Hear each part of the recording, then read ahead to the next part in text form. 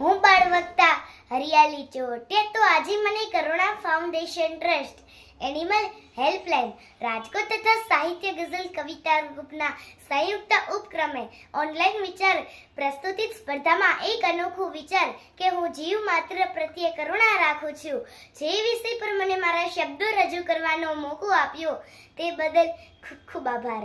તો હું મારી શરૂઆત એક સરસ મજાની શાયરીથી કરું તો જિંદગી મળવી એ નસીબની વાત છે. શું જિંદગી મળવી એ નસીબની વાત છે, મૃત્યુ મળવું એ સમયની વાત છે.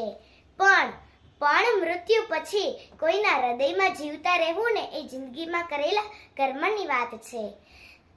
આમ જુઓ તો જીવનમાં લાખો કરોડો જીવ હોય છે, પરંતુ એ જીવ પ્રત્યે જો આપણામાં થોડી કરુણતા હોય તો દરેક જીવને પોતાની અપેક્ષા સુધી પહોંચી શકે અને પોતાનું લક્ષ્ય પ્રાપ્ત કરે.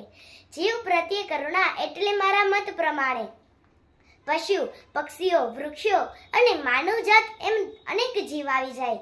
આજે મારે માનવ માટે એક ખાસ પંક્તિ કહેવી છે કે માનવી તું માનવ બન તો સારું. શું માનવી તું માનવ બન તો સારું, કેમ કે દરેક જીવ કરતા માનવ જીવ એ શ્રેષ્ઠ જીવ છે કે ભગવાને આપણને સૌથી વધુ અને સૌથી સુંદર વસ્તુ આપી હોય ને તો બુદ્ધિ. ક્યાં વાપરવી અને કેટલી વાપરવી એ માનવ પર જ આધાર રાખે છે. આ બિચારા પશુ પક્ષીઓ અને વડવગડાઓને ક્યારે કુદરતી આફતી આવે ત્યારે દરેક સામે લડવું પડે છે. આ બિચારા અબોલ પશુ પક્ષીઓ અને વનવગડાઓની મને ખૂબ જ દયા આવે છે, કેમ કે આ પક્ષીઓ માટે સુરક્ષિત રહેઠાણ ના હોય ત્યારે એ કઠિન પરિસ્થિતિ સામે ખૂબ જ લડવું સહેવું પડે છે. અને વૃક્ષો, આજે વૃક્ષોમાં પણ એક જીવ છે જે માનવ માટે પોતાના સગવડ માટે એ જીવને મારવામાં અચકાતા નથી. આજે માનવ પણ કેટલી હદે ભક્ષણ કરે છે કે આ બિચારા પશુ પક્ષીઓ અને વૃક્ષોને નુકસાન કરતા ખચકાતા નથી.